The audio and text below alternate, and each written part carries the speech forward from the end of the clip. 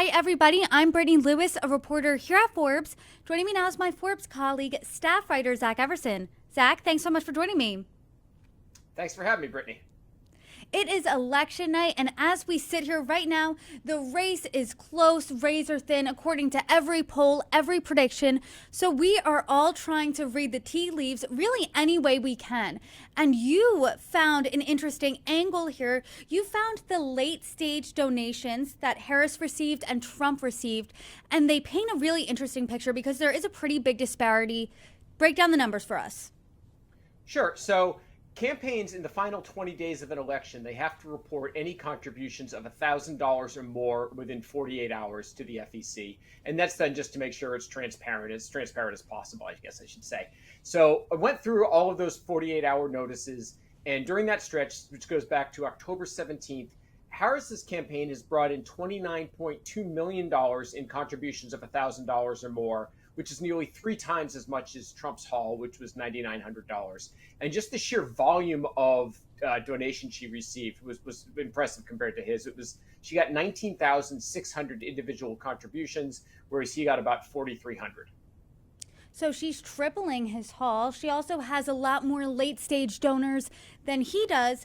Is this cash advantage for the Harris team surprising? You spoke with an expert. What did they say? Right. They weren't that surprised by this. It seems to be pretty similar to how she's ran throughout the entire race with that cash advantage. They also said, she said it could be indicative of the Democrats running through the tape, referencing that Saturday Night Live sketch recently that had Maya Rudolph's Kamala Harris sending out a text to everybody in America. So she wasn't too surprised to see this last minute haul, coming in favoring Harris.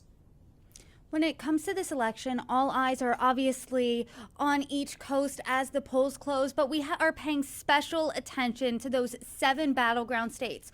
All eyes are on Pennsylvania, Wisconsin, Nevada, Michigan, North Carolina, Georgia, and Arizona. But when it comes to all of those 7 states, one candidate you found had more late stage donations than the other. Who was that? Exactly. That was Harris. For donations done since October 17th, she bested him in all 7 states. In donations looking through the entire campaign, she bested him in 6 of the 7. The only one where he came out ahead was Nevada, where he was ahead by about $500,000. Does this track with fundraising patterns we've seen in this campaign since she jumped into the race over the summer? Yeah, there's been a lot of excitement for her that did not exist for President Biden's reelection campaign. And also, she seems to be using her campaign a lot, whereas Trump's financing seems to be coming from a lot more more focused on outside groups like the super PACs and the leadership PACs as well there. So it's pretty in line with what we've seen throughout the campaign. When I was looking at polls, when we all were looking at polls, there were only a few undecideds in the last weeks heading into the race, heading into tonight, election night. So I have to wonder, are late donations helpful? What does that look like? It certainly can't hurt. More money is, we've said it numerous times, often when talking about former President Trump, more money is better than less money. But yeah, it can matter here. It can matter in terms of getting that last minute ad buy, which, they get more expensive when you're doing on a short notice, using it for funding for get out the vote operations. And, one of the things we've been talking about a lot throughout this election is that it's probably going to go past election night. And, the former president has already made baseless accusations that there's voter fraud. So it seems likely there will be some legal challenges in a lot of these states. And this is money that they can use for that as well. So you can use this money after election night, after today. Is there a certain timeline on when you have to use it or how you have to use it? What are those rules and regulations? No, some of these campaigns stick around for a very long time. I believe former Speaker Newt Gingrich's campaign, I think that is still around, paying off debts to some extent. So this money can stick around for a while. You got to comment on the psychology behind late donations. What does that look like? Why would someone donate this late in the game? Part of it's fear, like, oh my gosh, the election's this close, it's almost over. What can I do? Part of it might be peer pressure, whether it's coming from friends, family members, employers. And then there's also the thought that for, those of my neighbors inside the Beltway here might want to make that contribution at the last minute to support the person who's winning. So, when it comes time for them to need something for the new administration, they can at least feel better that they were a backer and maybe make that clear in some fashion.